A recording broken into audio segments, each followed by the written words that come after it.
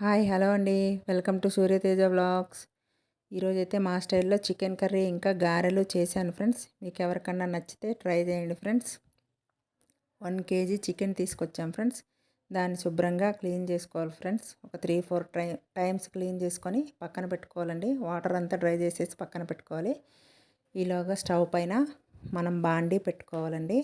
బాండీ పెట్టుకొని అందులో ఒక 3-4 టేబుల్ స్పూన్స్ ఆఫ్ ఆయిల్ వేసుకోవాలండి. చికెన్ కదా, కొంచెం ఆయిల్ ఎక్కువనే పడుతుంది. వెజ్లా వేయకూడదండి. నాన్ వెజ్కి ఆయిల్ ఉంటేనే బాగుంటుంది అనమాట కర్రీ.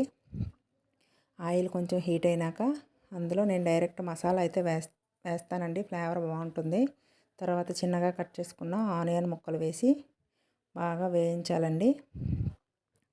బాగా వేయించిన తర్వాత గోల్డ్ కలర్లో రావాలండి.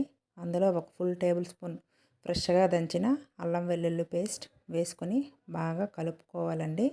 అది రెండు బాగా పచ్చివాసన పోయేంత వరకు రెండు బాగా వేయించిన తర్వాత గోల్డ్ కలర్ వచ్చేసే చూడండి ఆనియన్స్. అందులో మనం పక్కన కడిగిన చికెన్ని అందులో వేసుకోవాలి. వేసుకొని బాగా మిక్స్ చేసుకోవాలండి. బాగా కలిసిన తర్వాత మూత పెట్టుకొని ఒక 5 మినిట్స్ ఉడికించుకోవాలండి. మంటను మీడియం ఫ్లేమ్లోనే పెట్టాలి. మూత పెట్టి ఉడికిన తర్వాత సాల్ట్ను వేయకూడదండి ముందే. ఎందుకంటే చికెన్లో ఆల్రెడీ వాటర్ ఉంటాయి కదా. కాబట్టి సాల్ట్ ముందు వేయకూడదు. కట్ చేసుకున్న 3 పచ్చిమిర్చి ముక్కల్ని వేసుకొని మళ్ళీ కలుపుకోవాలండి. తర్వాత వాటర్ కొంచెం దగ్గరకు వచ్చిన తర్వాత అందులో ఒక టేబుల్ స్పూన్ పసుపు వేసుకోవాలి ఫ్రెండ్స్. పసుపు వేసుకున్న తర్వాత అందులో మనకు సరిపోయేటట్టు సాల్ట్ని కూడా వేసుకొని బాగా కలుపుకోవాలండి. మూత పెట్టుకొని మళ్ళీ ఉడికించుకోవాలి ఒక 5 మినిట్స్. గారెలు అని చెప్పాను కదా, గారెలు పిండి అండి అది. తర్వాత ఇది మళ్ళీ కొంచెం వాటర్ ఇంకిన తర్వాత అందులో మన టేస్ట్కి సరిపోయేటట్టు నేనైతే 3 టేబుల్ స్పూన్స్ కారం వేస్తున్నాను ఫ్రెండ్స్. మీ అందరికీ ఎలా కావాలో, ఎంత కారం కావాలో అంత కారం వేసుకోండి ఫ్రెండ్స్. మాకైతే ఇది సరిపోతుంది. అందులోనే ధనియాల పొడి కూడా ఒక టేబుల్ స్పూన్ వేశాను. గరం మసాలా కూడా వేశాను. మీకు అది నేను స్కిప్ చేసేసాను, చూపించలేదు. వేసుకొని అది కొంచెం దగ్గరకు అయిన తర్వాత చికెన్ ఆల్రెడీ బాగా ఉడికిపోయింది కాబట్టి కొంచెం వాటరే వేసుకోవాలి. కొంచెం వాటర్ వేసుకొని బాగా కలుపుకొని మూత పెట్టి ఉడికించుకోవాలి ఫ్రెండ్స్. తర్వాత అందులో కొత్తిమీర వేసుకోవాలి. కొత్తిమీర వేసుకొని బాగా కలుపుకొని మంటనైతే మీడియం ఫ్లేమ్లోనే పెట్టాలి ఫ్రెండ్స్. అస్సలు హై ఫ్లేమ్లో పెట్టకూడదు. చికెన్ కర్రీ రెడీ అయిపోయింది మనకైతే. చూడండి కలర్ బాగానే వచ్చింది కదా.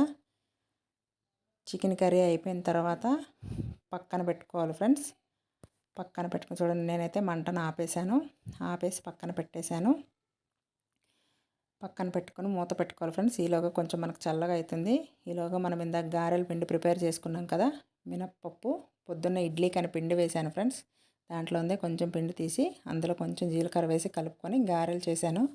బ్రేక్ఫాస్ట్కి వస్తుందని ప్యాన్లో ఆయిల్ వేసి హీట్ అయిన తర్వాత గారెల్లాగా చేసుకొని ఆయిల్లో వేసుకొని ఫ్రై చేసుకోవాలండి. ఇవి కూడా మనకి మీడియం ఫ్లేమ్లోనే మంట పెట్టుకోవాలి. హై ఫ్లేమ్లో ఏది మంట పెట్టకూడదు. పైన అంతా కలర్ వచ్చేస్తుంది, లోపల మనకేమీ ఉడకదనమాట. మంటను హై ఫ్లేమ్లో పెడితే మీడియం ఫ్లేమ్ అయితే అంతా ఈక్వల్గా ఉడుకుతుందనమాట.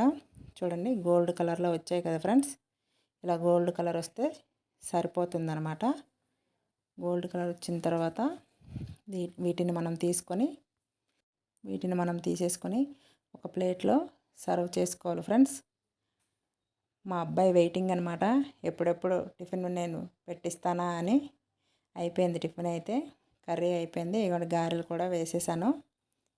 తీసేసుకొని ప్లేట్లో పెట్టుకొని మా అబ్బాయిని పిలిచాను అనమాట. వస్తున్నాడు, అదిగోండి వచ్చేసాడు. కర్రీ ఇంకా ప్లేట్లో వేసేసి గారెలు పెట్టేసి ఇచ్చేసాను. సూపర్గా ఉంది అంటున్నాడు. మనం ఏదన్నా ఇష్టంగా చేసేటప్పుడు పిల్లలు బాగుందని చెప్తే మనకు కూడా హ్యాపీ కదా ఫ్రెండ్స్. మీకు ఇలా ట్రై చేయండి ఫ్రెండ్స్. ఎవరికి ఎలా వచ్చిందో కామెంట్ చేయండి ఫ్రెండ్స్. మీ అందరికి కూడా ట్రై చేసి నాకు కామెంట్ పెట్టండి friends. Thank you for watching అండి. మా వీడియోస్ కనుక మీకు నచ్చినట్టయితే లైక్ చేసి, షేర్ చేసి, కామెంట్ చేయండి ఫ్రెండ్స్. ప్లీజ్ కొంచెం ఎంకరేజ్ చేయండి మమ్మల్ని. Bye friends.